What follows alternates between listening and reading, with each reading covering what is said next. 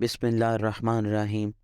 حضرت علی ابن ابی طالب علیہ السلام نے فرمایا، امیرالمومنین علیہ السلام سے شام کی جانب روانہ ہوتے وقت مقام انبار کے زمینداروں کا سامنا ہوا تو وہ آپ کو دیکھ کر پیادہ ہو گئے اور آپ کے سامنے دوڑنے لگے۔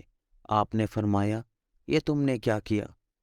انہوں نے کہا کہ یہ ہمارا عام طریقہ ہے جس سے ہم اپنے حکمرانوں کی تعظیم بجا لاتے ہیں۔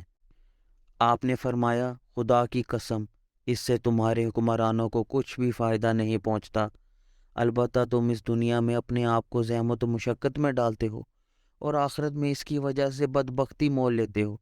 وہ مشقت کتنی گھاٹے والی ہے جس کا نتیجہ سزائے اخروی ہو، اور وہ راحت کتنی فائدہ مند ہے جس کا نتیجہ دوزخ سے امان ہو۔ نہجل البلاغہ، حکمت number 37۔ Imam Ali ibn Abi Talib said, once Imam Ali ibn Abi Talib was proceeding towards Syria when the countrymen of al-Anbar met him.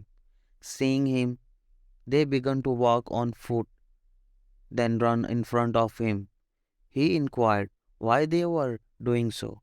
They replied that this was the way they respected their chiefs. Then he said the followings, by Allah, this does not benefit your chiefs. You are belaboring yourself in this world and earning misery for the next by it.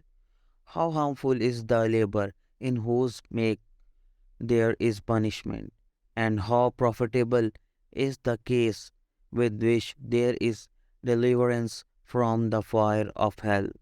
Nahjul balagha, sermon 37۔